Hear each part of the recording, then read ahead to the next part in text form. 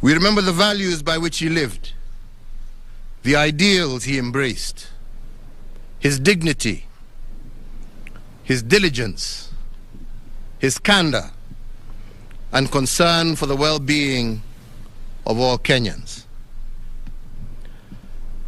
As a leading figure in Kenya's post-independence history, His Excellency Mwai Kibaki earned the abiding respect and affection of the people of this nation and other nations throughout the world. President Kibaki will forever be remembered as a gentleman in Kenyan politics, a brilliant debater whose eloquence, wit, and charm won the day time and time again.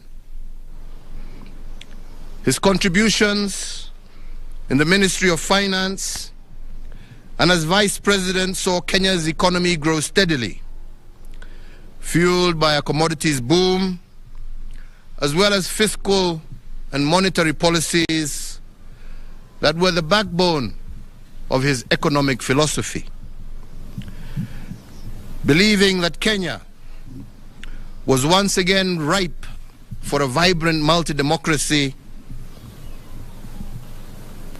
President Kibaki exited from government and led the charge to keep the ruling party accountable.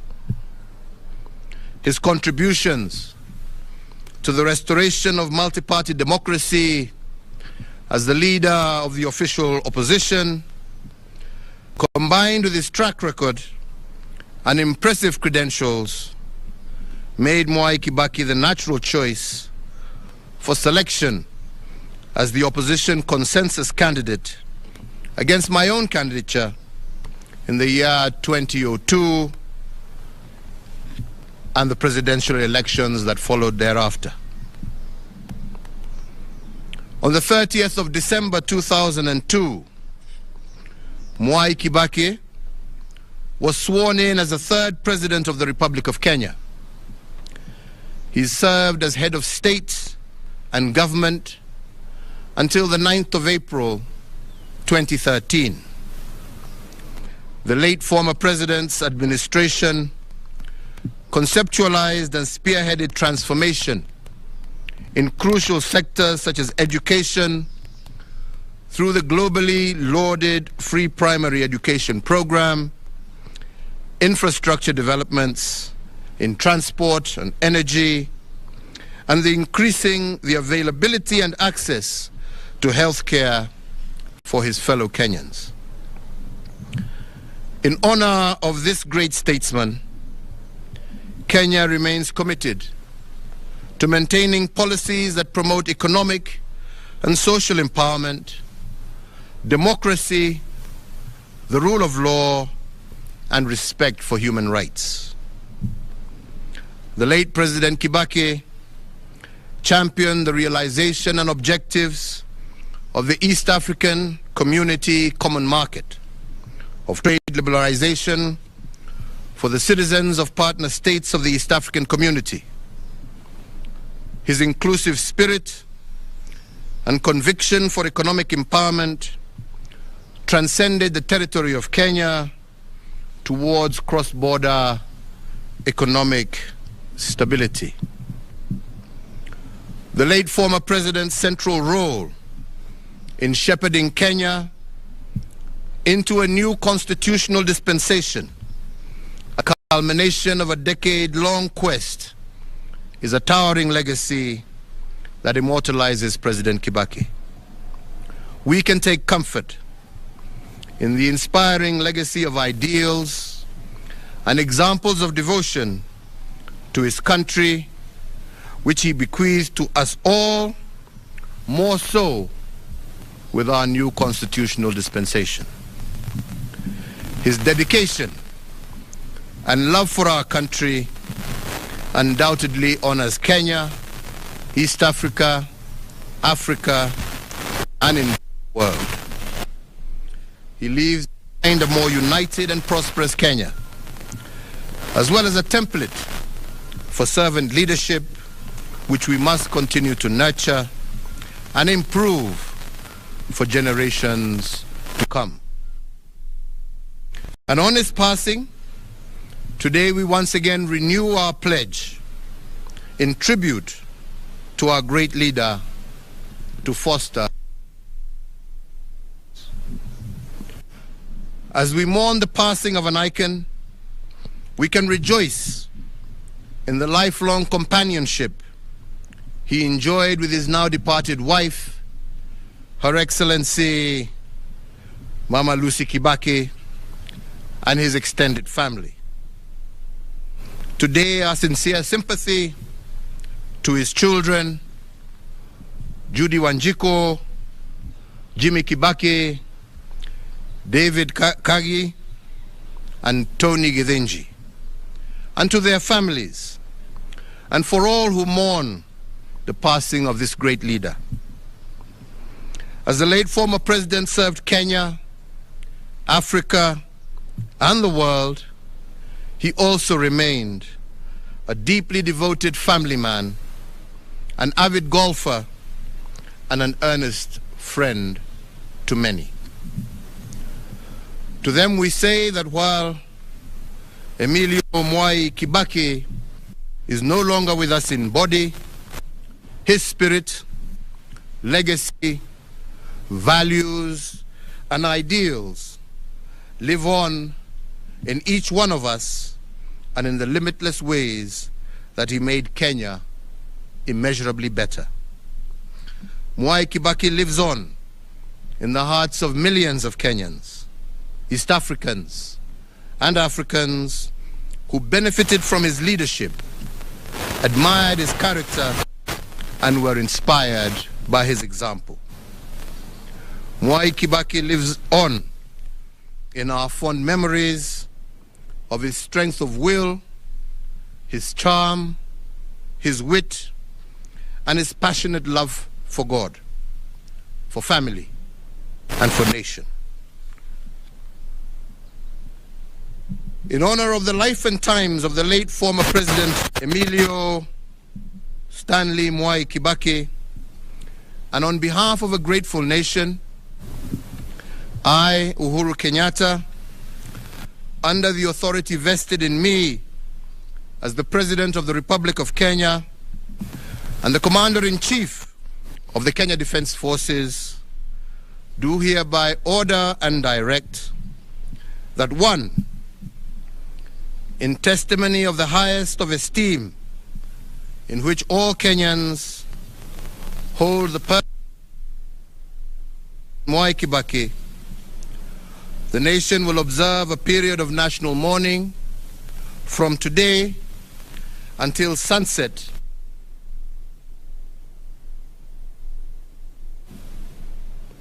that President Mwai Kibaki shall be accorded a state funeral with full military honors and protocols being rendered and observed. 3, that the flag of the Republic of Kenya shall be flown at half-mast at State House and all Kenyan diplomatic missions, public buildings, public grounds, all military bases, posts, and stations, on all naval vessels of the Republic of Kenya and elsewhere throughout the entire territory of the Republic of Kenya from today until sunset on the day of his interment. And 4, that the President, the Deputy President, the Chief Justice, Cabinet Secretaries, the Speaker of the National Assembly, the Speaker of the Senate, Kenya's diplomats abroad, and whomsoever else is so authorized by law, national flag on their official motorcade from today sunset on the day of his interment. May President Kibaki's family be comforted, may his memory be honored, and may his example be emulated. This issued under the hand and seal of the President at State House, Nairobi, on the 22nd day of April, the year of our Lord, 2022.